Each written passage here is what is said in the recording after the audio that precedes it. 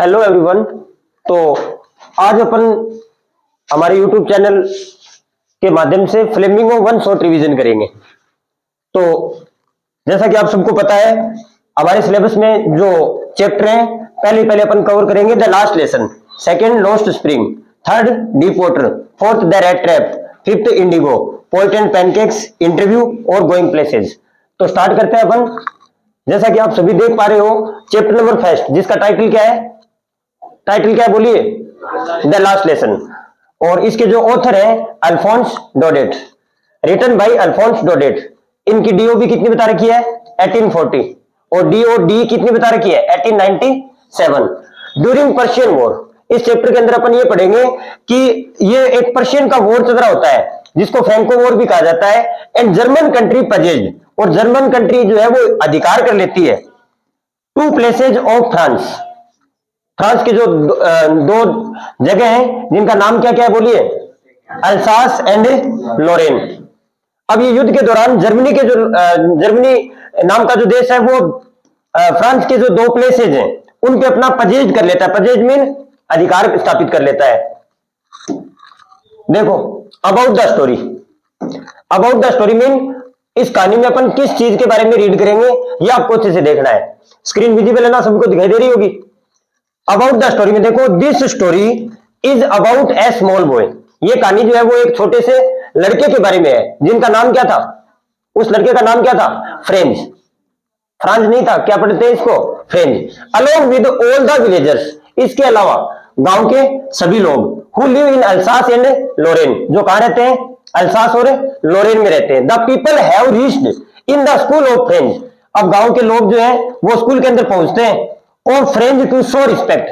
अब ये क्वेश्चन बनता है कि भाई गांव के लोग जो थे वो पीछे की जो बैक बेंचेस जो थी उनके ऊपर क्यों बैठे थे? तो उसका आंसर क्या होगा? To show respect and gratitude. Respect का मतलब सम्मान, और ग्रेटिट्यूड का मीन क्या होगा? ग्रेटिट्यूड, अपना आभार व्यक्त करने के लिए वो वहां पे बैठे हुए थे। टू एम हेमल, उस टीचर का नाम क्या है बोलिए? एम हेमल। फ्रेंच, अब एम हेमल जो है वो जाते वक्त अपने लास्ट लेसन के दौरान वो फ्रेंच लैंग्वेज के बारे में बताते हैं। फ्रेंच लैंग्वेज के टीचर थे ये। He is living the place and school, वो इस जगह को भी छोड़ रहे थे और स्कूल को भी वो छोड़ के जा रहे थे। Due to the separation. Separation का मतलब क्या होता है? अलगाव, या फिर जिसको बोलते हैं ना जुदाई। अब वो इस स्कूल से जुदा हो रहे थे। और द टू डिस्ट्रिक्ट, दो जिले जो थे, कौन कौन से थे जो दो जिले? अल्सास और लोरेन। इन द वॉर, युद्ध के कारण अब वहां पे फ्रेंच लैंग्वेज जो थी ना वो टोटली बैन कर दी गई थी। अभी वहां पे अब लोगों को कौन सी लैंग्वेज पढ़ने के लिए बाध्य किया जाएगा? जर्मन। अब देखो, यहां से आपका चैप्टर स्टार्ट होता है। स्टोरी बिगिंस, एकदम पॉइंट टू पॉइंट आप पढ़ते जाएंगे और एकदम अच्छे से देखेंगे इसको, ठीक है? अभी देखेंगे स्टोरी बिगिंस, आखिर कहानी शुरू कैसे होती है। नरेटर, नरेटर कौन है? जहां जहां आई यूज किया गया है ना, वो स्टेटमेंट किसके हैं? फ्रेंच के हैं। ए स्मॉल केयरलेस बॉय, एक छोटा सा और बिल्कुल आपकी तरह केयरलेस बॉय। केयरलेस का मतलब मीन लापरवाह, एकदम लापरवाह लड़का था। पढ़ाई से उसका कोई लेना देना ही नहीं था, है ना? पढ़ाई से दूर दूर तक उसका कोई रिलेशन ही नहीं था। हिज टीचर, अब उसके टीचर कौन थे? अरे टीचर कौन थे? M Hamel. Going to ask the rule of participles, और उसने उसको वार्निंग दी थी कि भाई मैं कल आते ही आपसे क्या पूछूंगा? पार्टिसिपल के रूल पूछूंगा। और यदि याद नहीं होंगे तो वो बच्चा जो है ना वो डरा हुआ होता है कि जाते ही सर आज हमें पार्टिसिपल के रूल पूछेंगे, और नहीं याद होंगे तो सर धोएंगे। उसके बाद न्यू नथिंग अबाउट पार्टिसिपल्स, और वो फ्रेंच नाम का जो लड़का जो था ना वो पार्टिसिपल के रूल के बारे में कुछ जानता था क्या? नहीं जानता था। आप जानते हो पार्टिसिपल के बारे में? जानते हो, क्योंकि सिंथेसिस मैंने हाल फिलहाल ही करवाया था। प्रेजेंट पार्टिसिपल, वही रूल उनसे पूछने वाले थे ये। Decide to spend the day out of door, अब वो बच्चा स्कूल के लिए तो घर से तो निकल जाता है, लेकिन भाई ये हमारे साथ भी होता है कि अपन हमारा होमवर्क अपन ने नहीं कर रखा तो करते क्या है? डर लगता है कि आज जाते ही सर चेक करेंगे। अब वो करता है क्या? प्रीफेयर, मतलब प्राथमिकता देता है टू स्टे आउट, कि मैं आज क्या कर जाऊं? स्कूल से बाहर दिन बिताऊं। Then to leave for school, किसकी बजाय? कि स्कूल जाने की बजाय मैं क्या करूं? स्कूल से बंक कर जाऊं। मैं बंक किया होगा आपने बचपन में। Everything seems quite empty to him, अब रास्ते में वो बहुत सारी चीजों को देखता है, हर चीज जो थी ना वो उसको टेम्पटिंग कर रही थी। टेम्पटिंग का मीन क्या होगा, मेन कीवर्ड है ये। टेम्पटिंग का मीन क्या होगा, अट्रैक्ट करना, किसी को अपनी तरफ आकर्षित करना।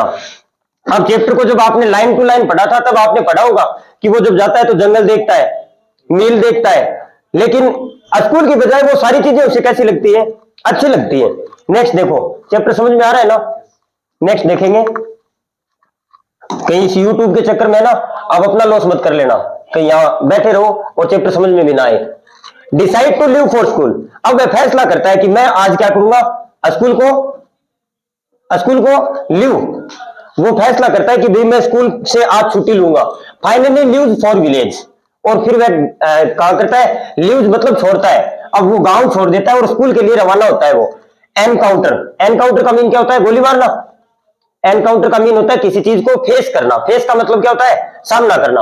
अब जब स्कूल के लिए जा रहा होता है ना तो वो एनकाउंटर करता है। हंड्रेड्स ऑफ पीपल, 100 की संख्या में लोग जो थे, इन फ्रंट ऑफ मतलब सामने, किसके सामने थे, बुलेटिन बोर्ड के सामने। किसके सामने थे, bulletin board.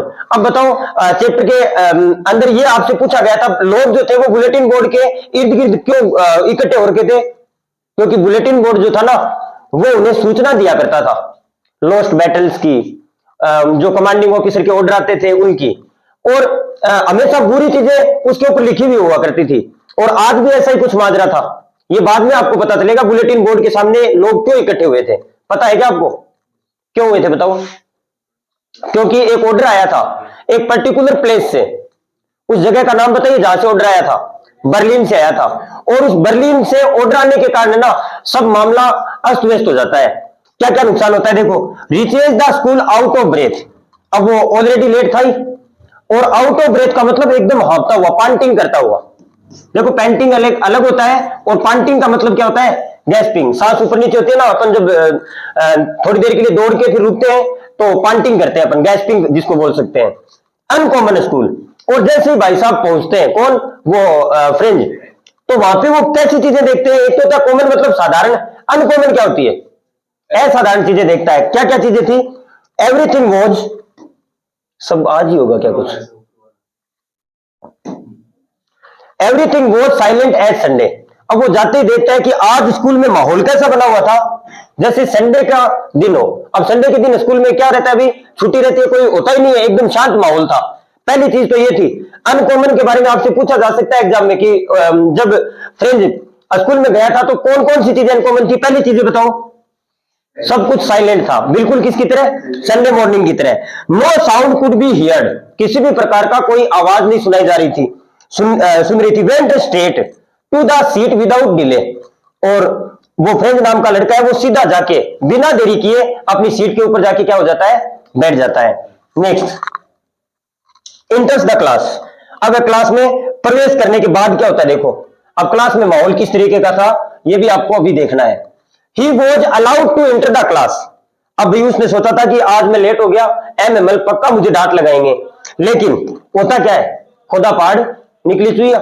Mean he was allowed to enter the class, आज उसे अनुमति दे दी गई थी, और उसे ये भी कहा था कि हम तो तेरे बिना ही शुरू करने वाले थे, है ना।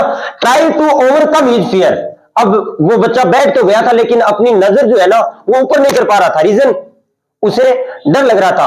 ओवरकम का मतलब क्या होता है, जीत पाना, वो अपने डर पे जीत पाने के लिए बैठा हुआ था।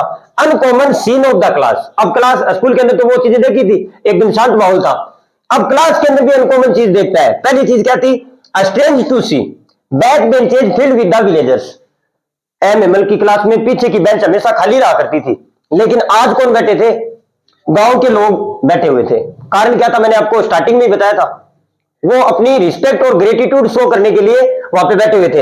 एमएमएल वॉज ड्रेस्ड वेल, आज एमएमएल जो थे ना उन्होंने ड्रेस भी कैसी पहन रखी थी, स्पेशल ड्रेस पहन रखी थी, जो वो कब पहना करते थे। नेक्स्ट पॉइंट में दे रखा है इंस्पेक्शन और प्राइज डिस्ट्रीब्यूशन डेज, वो हर दिन अपनी कोई स्पेशल ड्रेस नहीं पहना करते थे, कब पहना करते थे, या तो कोई इंस्पेक्शन प्रोग्राम है, इंस्पेक्शन का मतलब क्या होता है, निरीक्षण, जांच करने वाले जब आया करते थे तब, और प्राइज डिस्ट्रीब्यूशन या फिर कोई इनाम वगैरह बांटा करते थे ना तब वो ड्रेस पहना करते थे। तो आज कोई स्पेशल दिन था क्या उनके लिए, आज कोई स्पेशल दिन था, वैसे तो स्पेशल ही था क्योंकि आज उनकी क्या होने वाली थी, लास्ट क्लास होने वाली थी। अब आगे देखोगे रियलिटी बिहाइंड सच सीन। अब उसे माजरा समझ में आता है कि ये क्या हो रखा था, मतलब उन्होंने लोग इकट्ठे हो रखे थे, उस सब का उसे रीजन पता चल जाता है। कैसा? Reality behind such scene, they reach there to show respect for the teacher. आज वो लोग जो थे ना, वो क्यों बैठे हुए थे? अपनी रिस्पेक्ट दिखाने। किसके लिए? टीचर के लिए। और एमएमएल ने भी अपनी 40 साल जो थी ना इस स्कूल में अपनी सर्विस दी थी। अच्छे से पता होगा आपको। Sorry for not reading anymore. आज गांव वालों को, बच्चों को, सबको इस बात का दुख हो रहा था कि अब हम आज के बाद नहीं पढ़ पाएंगे। There teacher was living today. कारण क्या था? आज उनके टीचर जो थे ना वो उनको छोड़ के जा रहे थे। They only got to know why his master was wearing new clothes. अब उसे समझ में आ गया कि आज हमारे मास्टर ने नए कपड़े क्यों पहने हैं। Now he wanted to learn. अब एमएमएल जो था ना, अब उसे रिग्रेट होता है कि यार मुझे पहले भी, यदि मैं ध्यान देता ना तो मेरे पहले भी चीजें समझ में आ सकती थी। तो वह अब क्या करना चाहता है? सीखना चाहता है। लेकिन बाद में रिग्रेट ही बचता है। कहा जाता है ना, अब पछताए क्या हो तो जब चिड़िया चुग गई खेत। पहले वो इतना ध्यान दिया नहीं करता था। नेक्स्ट देखो, ML tells the reality of language. अब एमएमएल जो है ना, उन्होंने बहुत सारी चीजें बताई थी, हिस्ट्री पढ़ाया था, सब कुछ वो देना चाहते थे अपने बच्चों को। लेकिन देखो, do not forget their language. सबसे पहले वो लैंग्वेज की इंपॉर्टेंस बताते हैं। क्या कहते हैं कि हमें कभी भी हमारी लैंग्वेज को क्या नहीं करना चाहिए? क्या नहीं करना चाहिए? फॉरगेट मतलब भूलना नहीं चाहिए। French could not speak the rules of participle. French जो है वो पार्टिसिपल के रूल बोल नहीं पाया था, लेकिन फिर भी एमएमएल ने उसको कोई पनिशमेंट दिया था क्या? ऐसे एमएमएल जो अपने निजी लाइफ के अंदर हमेशा स्ट्रिक्ट टीचर में काउंट किए जाते थे, आज वो किसी को कुछ नहीं कह रहे थे। They must guard it. और वो लोगों से ये अपील भी करते हैं, निवेदन करते हैं कि हमें हमारी लैंग्वेज को क्या करना चाहिए? गार्ड करना चाहिए। गार्ड का मतलब प्रोटेक्ट, बचाना चाहिए। French is the most beautiful, ये स्टार पॉइंट है। फ्रेंच लैंग्वेज के बारे में एमएमएल ने क्या कहा था? बोलेंगे आप सभी, क्या कहा था? बोलिए। French is the most beautiful, logical and clearest language of the world. इन्होंने विश्व की सबसे सुंदर, सबसे तर्क वाली और सबसे साफ लैंग्वेज किसको बताया? फ्रेंच को। They should guard it. हमें इसको क्या करना चाहिए? गार्ड का मीन बचाना चाहिए, प्रोटेक्ट करना चाहिए, सेव करना चाहिए इसको। नेक्स्ट, एमएल्स मोशनलेस अपीयरेंस। अब एमएमएल ने बहुत कुछ पढ़ाया था, उसके बाद वो अपना मोशनलेस अपीयरेंस दिखाते हैं। मतलब मोशनलेस का मतलब क्या होता है? एकदम शांत तरीके से। He was watching everything. अब स्कूल में एकदम शांत माहौल था, वो सब कुछ देख रहे थे। स्कूल के अंदर जो 40 सालों से वो चीजें जो उनके हमेशा सामने रहा करती थी, आज वो उनको एकदम से वॉचिंग का मतलब एकदम ध्यान से उनको क्या कर रहा था? निहार रहा था, देख रहा था। हिज गार्डन, कौन कौन सी चीजें देखी उसने? अपना बगीचा, वाइन जो बेल होती है ना उनको, ट्रीज पेड़, and other things that he had planted और क्रिएटेड। और वो सभी चीजें जो या तो उसने उगाई थी या फिर उन्होंने खुद ने बनाई थी, उन सभी चीजों को वो क्या कर रहे थे? देख रहे थे। इनको राइट करने की जरूरत नहीं है, आज आपको पीडीएफ मिल जाएगी, 199 पेज की है। बाद में आप घर पे जाने के बाद इसको वापस से रिवाइज कर लेना। Everybody was busy. आज क्लास में कोई भी किसी भी तरीके की हरकत नहीं कर रहा था, सारे के सारे बिजी थे। Making something in the class, कुछ ना कुछ काम कर रहे थे। देन हेमल टोट अस एवरी सब्जेक्ट। उसके बाद एमएमएल ने हमें सब कुछ बताया, एवरी सब्जेक्ट के बारे में बताया, वन बाय वन। सबसे पहले उन्होंने क्या स्टार्ट की थी? ग्रामर। सबसे पहले क्या पढ़ाया? बोलो। उसके बाद हिस्ट्री, और उसके बाद उन्होंने राइटिंग भी करवाई थी, पता है ना सबको। उसके बाद देखो डिपार्चर टाइम। अब एमएमएल का जाने का समय आ गया था। अब जब एमएमएल जाते हैं तो देखो क्या चीजें फेस करते हैं वो। देर का the clock tower struck. Clock tower का मतलब घंटाघर। घंटाघर से घंटी बजती है। पर्शियन सोल्जर्स अराइवल, और जो पर्शिया के जो सोल्जर जो थे ना वो पहुंचते हैं। MML turn towards the board.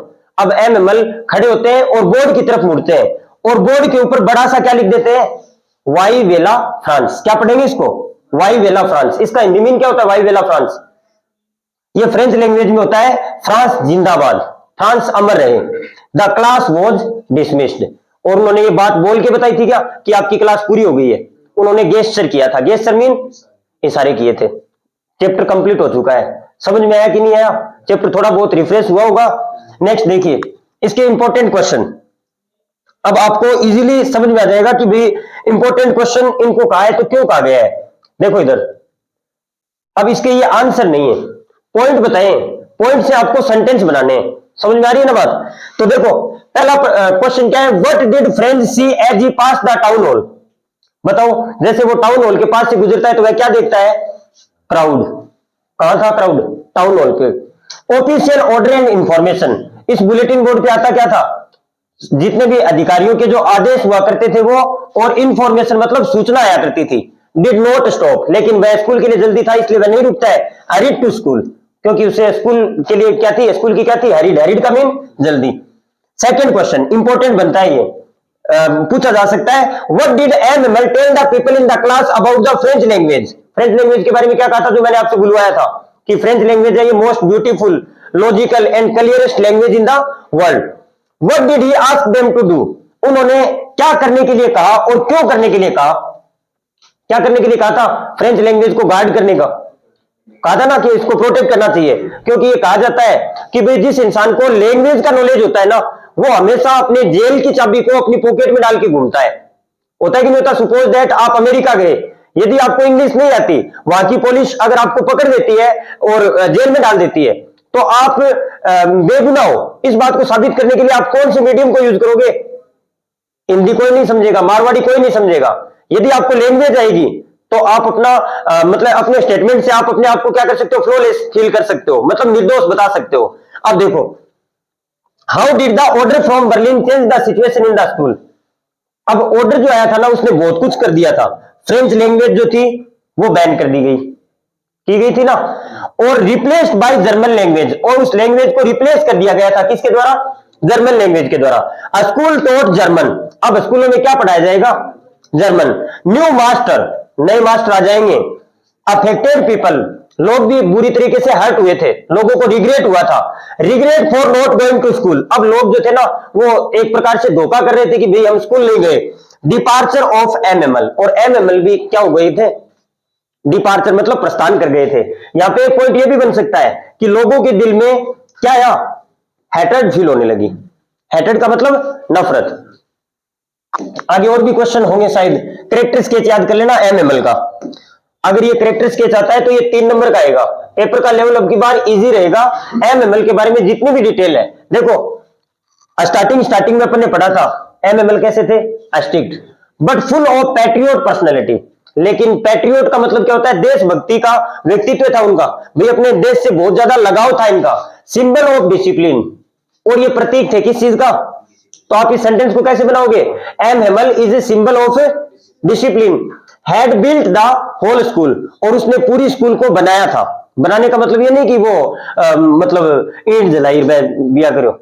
बनाने का मतलब स्कूल में इन्वायरमेंट जो सेट जो किया था ना, वो इन्होंने ही किया था। Passionate for the mother tongue, और वो बहुत ही ज्यादा, पैसिनेट का मतलब क्या है? उत्साही थे, लगाव था उनका किसके साथ? मदर टंग, अपनी मां बोली को नहीं भूले। Motivated people to guard French, और वो मोटिवेट भी करते लोगों को कि आप लैंग्वेज को क्या करो? अपनी फ्रेंच लैंग्वेज को क्या करो? बचाओ। Seems emotional in the end, और एट द एंड वो क्या हो जाते हैं? इमोशनल हो जाते हैं। सेट एवरीबडी विद गेस्चर, और वो सब कुछ इतने ज्यादा भावुक हो जाते हैं कि वो बोल ही नहीं पाते, सिर्फ और सिर्फ गेस्चर मतलब संकेतों के द्वारा वो बताते हैं। What did friend notice that was unusual about the school, अच्छे से बता रखा है। अनकॉमन चीज क्या थी? क्वाइट स्कूल, शांत स्कूल था। साइलेंस कैसी थी? स्ट्रेंज साइलेंस, एक अजीब प्रकार की चुप्पी छाई हुई थी। Friends on their seats already, उसके फ्रेंड जो थे वो पहले से सीट पे बैठे थे। Villager on the back benches, और गांव वाले जो थे ना वो भी कहां बैठे हुए थे? बैक बेंचेज पे। सीम्स लाइक संडे हॉलीडे, ऐसे लग रहा था जैसे आज स्कूल में क्या है? स्कूल का आज कौन सा डे है? संडे वाला दिन है। एकदम शांत माहौल नजर आ रहा था। समझ में आया कि नहीं आया? नेक्स्ट देखेंगे चैप्टर नंबर 2। ये कहानी आपको मैं स्टार्टिंग में आपको मैं बता देता हूं कि ये कहानी जो है वो 2 पार्ट में डिवाइड है। अब इसमें मगप मत हो जाना, उलझ मत जाना, मिक्सअप मत कर देना। 2 कहानियां हैं इसके अंदर। पहली कहानी जो रहेगी वो किसके बारे में रहेगी? सीमापुरी के बारे में। किसके बारे में बताओ? सीमापुरी। और ये सीमापुरी वाला जो चैप्टर है इसमें मैन जो किरदार है उसका नाम है साहिब ए आलम। और ये था कौन? ये रैग पिकर था। क्या था बोलो? Rag picker. पिकर का मतलब उठाने वाला, रैग का मतलब कचरा, कचरा उठाने वाला था ये। अब देखो अबाउट द स्टोरी, ये स्टोरी जो है इसमें दो दुनिया बताई गई है। दूसरी कहानी जो है वो है फिरोजाबाद के बारे में। दूसरी कहानी किसके बारे में है? फिरोजाबाद। और जिसका मेन प्रोटोगोनिस्ट कौन है? मुकेश। और मुकेश का जो परिवार है वो क्या काम करता है? चूड़ियां बनाता है। यस और नो? चूड़ियां बनाता है, लेकिन मुकेश के सपने जो थे ना वो चूड़ियां बनाने वालों में नहीं रहना चाहता था। कहने का मतलब ये एक प्रकार का एक वो दादी स्टेटमेंट देती है ना इस चैप्टर के अंदर कि God given lineage ever be broken, कि भगवान की बनाई हुई वंश परंपरा उसको तोड़ा थोड़ी जा सकता है। अपने भी थिंकिंग है कि खाती का बेटा खाती का काम करेगा, नाई का बेटा नाई का काम करेगा, लेकिन जरूरी थोड़ी है कि भाई खाती का बेटा खाती का ही काम करे, वो कुछ अदर सेक्टर में नहीं जा सकता। तो इसका ये सपना था कि मैं किसी दूसरे सेक्टर में जाऊं। अब देखो अनीस जंग ने दो प्रकार की दुनिया बताई है। पहला क्या बता रखा है? अनीस जंग describes the two miserable, miserable का मतलब दयनीय, और पैथेटिक का मतलब बहुत ही ज्यादा दयनीय प्रकार के संसारों को बताया गया है। एक तो कौन सा है बोलो? Seemapuri and Firozabad, in which thousand of people, जिसके अंदर हजारों लोग रहते हैं विदाउट प्रॉपर एम्यूनिटीज। एम्यूनिटीज का मतलब होता है रहने का, या फिर जो बेसिक नीड होती है ना उनके बिना वो रहते हैं। बेसिक नीड क्या होती है? अरे इंसान की तीन चीजें जो होती है वो बेसिक नीड होती है, रोटी कपड़ा और मकान, जान रहे हो ना? तो उनके पास ना तो खाने के लिए पर्याप्त तरीके की रोटी थी, ना ही पहनने के लिए अच्छे कपड़े थे, और मकान तो उनके पास था ही नहीं, है ना? मकान उनके किस तरीके के थे ये अपन अभी जानेंगे। नेक्स्ट देखो द स्टोरी ऑफ सीमापुरी। पहले कहानी किसकी है? सीमापुरी की। ध्यान से समझना, चैप्टर इधर ही समझ में आ जाएगा यदि ध्यान से पढ़ोगे तो। इधर देखेंगे the story of Seemapuri. Story of Seemapuri. Saheb is found. Saheb को क्या मिलता है? स्क्राउंजिंग। स्क्राउंजिंग का मीन क्या होता है? जो कचरा वगैरह जो होता है ना उसके अंदर, near a heap of garbage. Heap का मतलब क्या होता है? ढेर। In the hope of finding some money. अब वो बताओ कचरे के अंदर वो क्या ढूंढा करते थे? पैसा ढूंढा करते थे। और इसमें आपसे ये पूछा जा सकता है गार्बेज का मीन उनके लिए क्या था? भाई देखो, यदि एक भूखा इंसान है उसको सोना मिल जाए, काम करेगा क्या? बहुत लंबी प्रोसेस है। अब आप कहोगे कि वो सोना बेच के फिर खाना ले लेगा। एक मान लो जैसे प्यास से कोई मर रहा है, उसके लिए सोने का काम कौन करेगा? पानी। भूखे के लिए रोटी। समटाइम्स ही फाइंड 1 रुपी और समटाइम 10 रुपीज। अनीस जंग को वो बताता है कि कभी कभार तो मुझे क्या मिल जाता है? 1 रुपया मिल जाता है, और कभी कभार तो 10 रुपए भी मिल जाते हैं। Two reason behind doing so. अब ऐसा करने के पीछे रीजन क्या था? एक क्वेश्चन बनता है कि साहेब ए आलम का परिवार जो है वो माइग्रेट क्यों हुआ था इंडिया में? कारण क्या था बताओ? था कहां का वो साहिब आलम? बांग्लादेश का था। अब बांग्लादेश के अंदर आपने देखो, आपने तो नॉर्मली हवा चलती है, हवा के साथ थोड़ी रेत उठती है, अपन बोल देते हैं बमूली आयो बमूली आयो। लेकिन बांग्लादेश के अंदर क्या होता है? टोर्निडोज नाम सुना होगा आपने। इतना भयंकर चक्रवात आता है कि जमीन से उनके घर वगैरह और जो खेत के अंदर जो फसल जो होती है ना वो जड़ से खराब हो जाती है, घर वगैरह टूट जाते हैं। तो यही कारण था कि वो माइग्रेट कर गया था। कहां पे? इंडिया में। देखो हैज नथिंग टू डू, उसके पास करने के लिए कुछ भी नहीं था। नो स्कूल फॉर देम, ना वो पढ़ा करते थे। His forefathers. Forefather का मतलब 4 पापा नहीं है। फोर फादर मीन पूर्वज, जिनको एंकेस्टर कहा जाता है। डिड द सेम, उनके जो पूर्वज जो थे वो भी यही किया करते थे। एंड नो वन थॉट, कोई भी नहीं सोचा करता था टू बी एजुकेटेड, शिक्षा के बारे में, पढ़ने के बारे में कोई भी सोचा नहीं करता था। He is a rag picker. Sahib Alam था कौन? एक रैग पिकर था। नेक्स्ट, ही बिलोंग्स टू, वह किससे संबंध रखता है? He belongs to Bangladesh. बताओ साहिब आलम था कहां का? बांग्लादेश का। बांग्लादेश की राजधानी ढाका का था वो। एंड अराइव्ड इन इंडिया, और वो भारत में पहुंचता है कब? 1971 में। सेटल्ड हियर, और वो यहां पे आके बस जाता है विदाउट एनी आइडेंटिटी। मीन उसके पास कोई डॉक्यूमेंट नहीं थे। डॉक्यूमेंट सिर्फ और सिर्फ उनके पास था क्या? बताइए, चैप्टर पढ़ा है आपने? राशन कार्ड था। और राशन कार्ड भी गवर्नमेंट ने उनकी हेल्प नहीं की थी। गवर्नमेंट खुद अपना फायदा देखती है। अब आपके डॉक्यूमेंट में मान लो चुनावी प्रक्रिया के दौरान अगर आपके डॉक्यूमेंट में कोई कमी होती है, गवर्नमेंट जो नेता वगैरह जो होते हैं ना वो खुद करवा देते हैं। कारण उनका सेल्फिश नेचर है। रीजन, भाई अगर आपका वोट होगा तो आप वोट दोगे। वोट देने के लिए उनको पास राशन कार्ड था और राशन कार्ड की वजह से उनको वो थोड़ा बहुत अनाज मिल जाया करता था। हैविंग ए राशन कार्ड, उनके पास क्या था, एक ration card in their hand, उनके हाथ में था। Enable them to get grain, जो उनको योग्य बना देता था कि जिससे वो ग्रेन प्राप्त कर सके। ग्रेन का मीन अनाज। टू बेयर फुटेड आर्मी, अब वो अनीस जंग है वो देखती है कि एक बेयर फुटेड आर्मी का मतलब क्या होता है, बिना फुटेड, मतलब बेयर का मतलब होता है नग्न, फुट का मतलब पैर, नग्न पैरों की एक आर्मी देखती है वो। दिस बॉय, लड़के का नाम क्या था, साहिब आलम। वेंडर मतलब भटक रहा था, इन द स्ट्रीट, कहां पे, गली में। With several children like him, और उसके साथ पूरी की पूरी आर्मी थी, एक ही जैसे लड़के बहुत सारे थे। विदाउट स्लीपर्स, उनकी क्या नहीं थी, चप्पल नहीं थी। इन देयर लेग्स, कहां पे, चप्पल पैरों में होगी, कोई पूछने वाली बात थोड़ी है। से दैट, वो कहते हैं इट इज देयर ट्रेडिशन, वो एक बहाना बनाते हैं कि मैं गरीब थोड़ी आ तुम्हारे की है, ट्रेडिशन है। ट्रेडिशन मीन ये तो हमारी परंपरा है। To walk around bare footed, चलना, वो भी कैसे, बिना चप्पलों के या फिर नंगे पांव चलना, तो ये हमारी क्या है, ट्रेडिशन है। हिंदी में मत बोला करो, जो ज्यादा से ज्यादा वर्ड है ना इंग्लिश में यूज किया करो, वहां पे आप परंपरा नहीं लिखे होगे, PARAM PARA, है ना। आगे देखिए, garbage is gold to them, और वो जब उनसे बात करती है तो वो समझाता है कि गार्बेज हमारे लिए क्या है, सोना है। जैसे देखो, these people seek garbage everywhere, ये लोग, इनका टारगेट ही क्या होता था, सीक मतलब ढूंढना, गार्बेज मतलब कचरा, एवरीवेयर मतलब हर जगह। It is gold to them, ये उनके लिए एक प्रकार का कैसा था, सोने की तरह था। Source of their daily bread, ये एक प्रकार का साधन था। डेली ब्रेड का मतलब रोज की रोटी का, आजीविका का साधन था ये। नो प्रॉपर हाउस, उनके किसी भी तरीके का कोई प्रॉपर क्या नहीं था, मकान नहीं था। Reason behind living there estate, अब उन्होंने अपना ई स्टेट का मतलब अपनी खुद की जागीर, ई स्टेट का मतलब होता है प्रॉपर्टी, वो क्यों छोड़ी थी।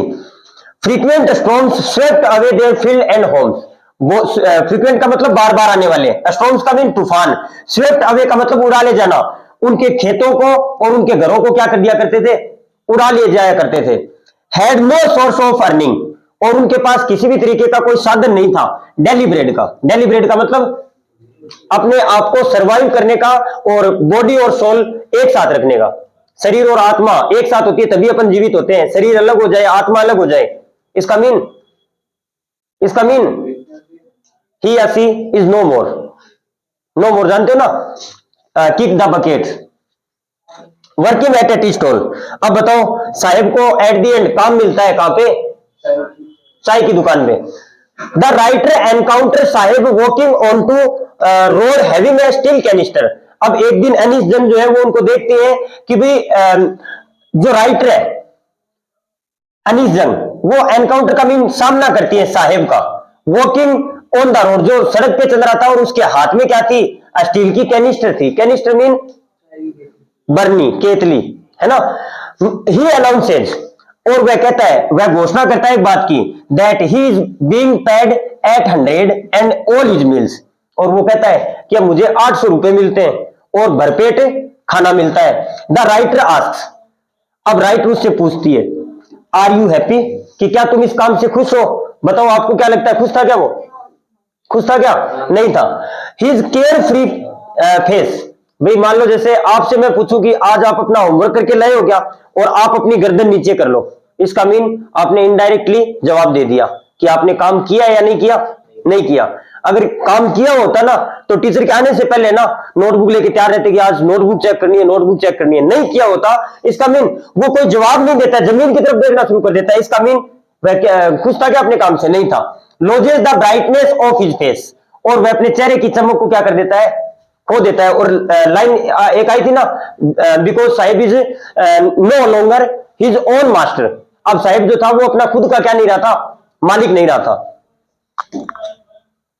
The story of Firozabad, Firozabad की कहानी को भी देख लो, ग्राफिक भी दे रखा है इसमें, एक पिक्चर दे रखी है आपके लिए। काम क्या चल रहा होगा, रही है क्या बन रही है, पार्ले जी बिस्किट नहीं, चूड़ियां बन रही है। देखो, this story is about a boy, जिसका नाम क्या है बताइए, Mukesh, along with all those people who live इन फिरोजाबाद, पहली बात तो ये बताओ, फिरोजाबाद प्रसिद्ध क्यों है? चूड़ियों के लिए।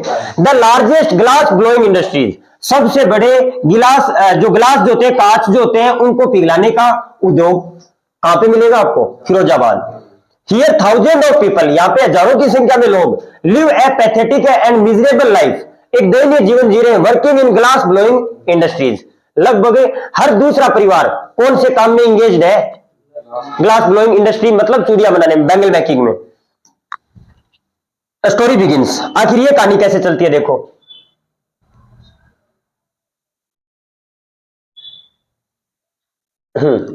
स्टोरी बिगिंस में देखो, I want to be a motor mechanic, मैं क्या बनना चाहता हूं? मोटर मैकेनिक बनना चाहता हूं। He does not want to continue his traditional work, और वह क्या नहीं करना चाहता था? जारी नहीं रखना चाहता था क्या? अपना ट्रेडिशनल वर्क। ट्रेडिशनल का मतलब परंपरागत, जो पुराने समय से उनके मम्मी पापा करते आ रहे थे, वो उसको कंटिन्यू नहीं करना चाहता था। कहने का मतलब मुकेश क्या नहीं बनाना चाहता था? अपने आप को बैंगल मेकर नहीं बनाना चाहता था। His traditional work is to make bangles in Firozabad, उनका भाई पैसा क्या था? पैसा चूड़ियां बनाना। Generation have been spend in the same work, उनकी कई पीढ़ियां गुजर चुकी थी इस काम को करते हुए। नेक्स्ट क्या देखा? नो प्रॉपर मनी और वे ऑफ अर्निंग, ना तो उनके पास प्रॉपर तरीके का पैसा था और ना ही प्रॉपर तरीके से वो क्या नहीं कर पाते थे? अर्निंग नहीं कर पाते थे। लाइफ स्टाइल, ये लाइफ स्टाइल नहीं होके होना चाहिए था लाइफ स्टाइल। अब उनका लाइफ स्टाइल कैसा था देखो। नो वन डेयर्स, कोई भी जो है ना वो डेयर नहीं करता था। डेयर का मतलब क्या होता है? डेयर, अरे आपने ये मूवी के अंदर आपने डायलॉग बहुत बार सुना है, जैसे हीरोइन को कोई विलन छूता है, हाउ डे यू, है ना? अपन डेयर बोलते हैं, लेकिन होता क्या है? आर को एकदम कम बोला जाता है, हाउ डे यू। कोई भी हिम्मत नहीं करता। टू ड्रीम, ड्रीम मतलब सपना देखने का। ऑफ डूइंग समथिंग एल्स, अपने प्रोफेशन से हटके कुछ अलग बनने का कोई भी सपना देखा करता था क्या? नहीं देखा करता था। फियर ऑफ पॉलिश, और ये लोग जो थे ना, इनके अंदर डर भी था किसका? मिडलमैन। मिडलमैन क्या होते हैं?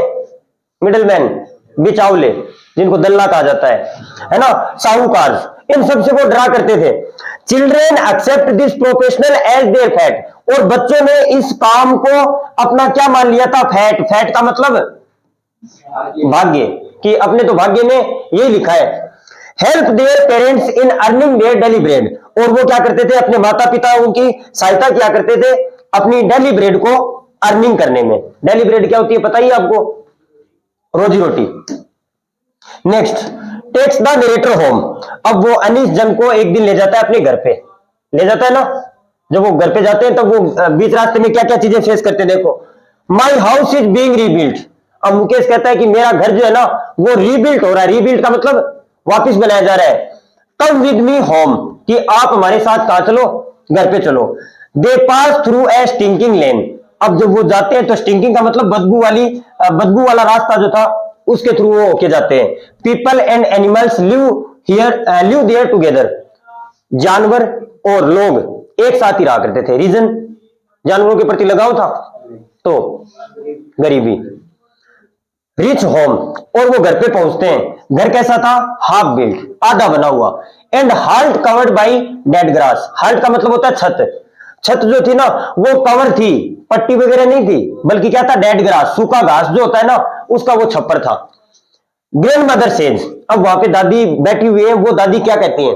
God given lineage can never be broken, कि भगवान की बनाई हुई वंश परंपरा को कभी भी तोड़ा जा सकता है। One who is born in bangle making family, कि दादी का ये परसेप्शन था। दादी जो थी ना वो ओल्ड फोगी थी, रूढ़िवादी थी। वो ये मानती थी कि भाई जिसका जन्म बैंगल मेकिंग के परिवार में हो गया वो काम क्या करेगा? और मारवाड़ी में कहावत भी कही जाती है कि तू सहेजा मेड़ो तो बिल्ली खोज सी, कहा जाता है ना। तो इस प्रकार की दादी की एक सोच थी। He will make bangles only, और वो कहती है कि हमें तो अब क्या करना पड़ेगा? सिर्फ बैंगल बनाना ही हमारा एक प्रकार का फ्यूचर है। पीपल्स कंडीशन, अब लोगों की वहां पे स्थिति कैसी थी देखो, देख सकते हो आप। इतनी भयंकर तपती गर्मी के अंदर उनको काम करना पड़ता था। छोटे छोटे मकान हुआ करते थे।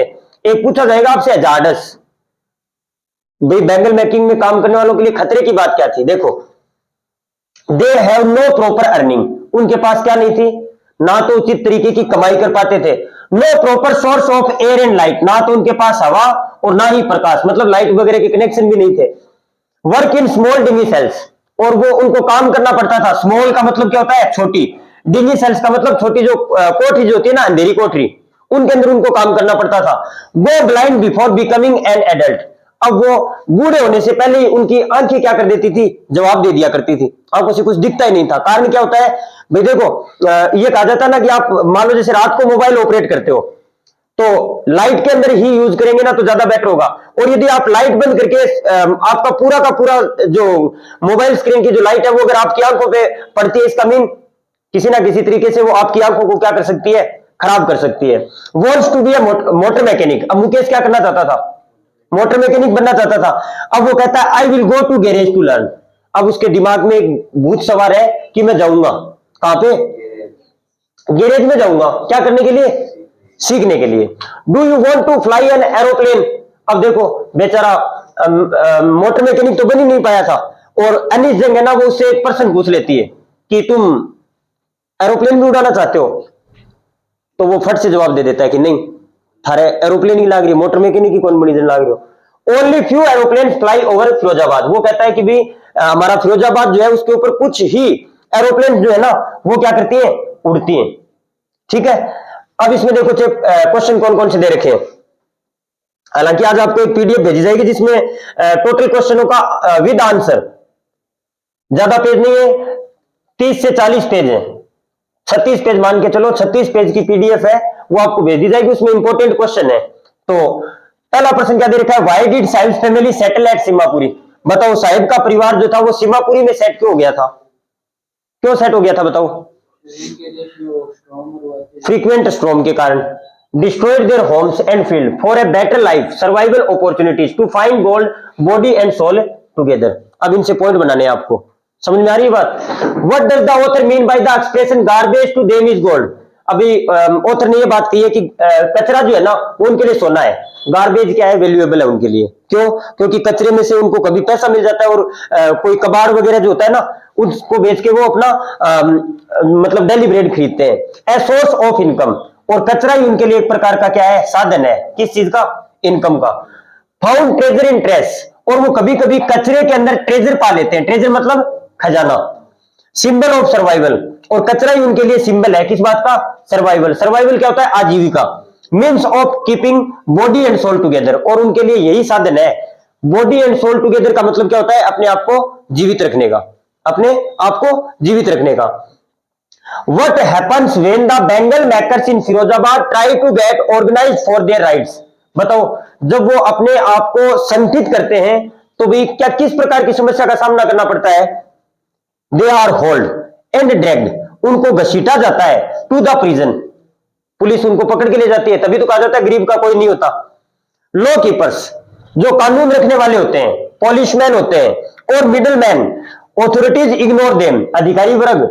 अब देखो गरीब का कोई नहीं होता, आपका अगर भाई मान लो जैसे कोई भी गरीब आदमी है उसके डॉक्यूमेंट भी टाइमली तैयार नहीं करके देते, और अमीर का, तभी तो कहा जाता है कि ये पैसा बोलता है। आजकल इंसान से ज्यादा इंसान की दौलत जो होती है वो ज्यादा मायने रखती है। Harsh working condition, fear of job loss, और उनको ये डर रहता है कि कहीं हम हमारी जॉब ना खो दें। ये क्वेश्चन इंपॉर्टेंट बनेगा भाई, आप दोनों क्वेश्चनों को ध्यान से देखेंगे।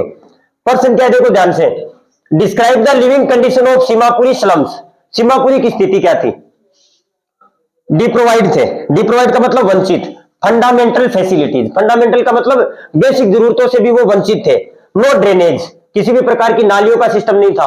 स्लम एरिया, एकदम कचरे वाले एरिया में रहा करते थे। नो बेसिक एम्यूनिटीज, और उनकी सामान्य जो साधारण जरूरतें होती है वो भी उनके पास नहीं थी। छत कैसी थी, टिन रूफ, तिरपाल लगी हुई, या फिर जिनको बोलते हैं ना टिन, जानते हो ना टिन, टैन जिनको बोलते हैं ना, of the house. No identity, और उनके पास किसी भी प्रकार की क्या नहीं थी, अपनी खुद की पहचान नहीं थी। What are the hazards of working in the glass blowing industry, बताओ क्या नुकसान होते हैं ग्लास ब्लोइंग इंडस्ट्री में। हॉट फर्नेसेज विदाउट एयर, वहां पे गर्म भट्टियां होती हैं, हवा बिल्कुल आती नहीं है, और लाइट भी बिल्कुल आती नहीं है। हाई टेम्परेचर में उनको काम करना पड़ता है, और हाई टेम्परेचर में काम करने के कारण वो क्या लॉस कर देते हैं, आई साइट्स बिफोर एडल्ट्स, बूढ़े होने से पहले ही। लॉन्ग आवर्स, कई घंटों तक काम करते हैं और वो अपने इर्द गिर्द कुछ देख ही नहीं पाते। वो सिर्फ और सिर्फ अपने जीवन में उन्होंने क्या देखी है, बैंगल देखी है और पुअर कंडीशन है ही उनकी। और ये क्वेश्चन इसमें सबसे इंपॉर्टेंट बनता है। दोनों प्रकार के जो संसार बताएं, फर्स्ट वर्ल्ड किसका बताता है, साहिब आलम का, दूसरा मुकेश का। ठीक है ना, एक बार रोक रहे उसको।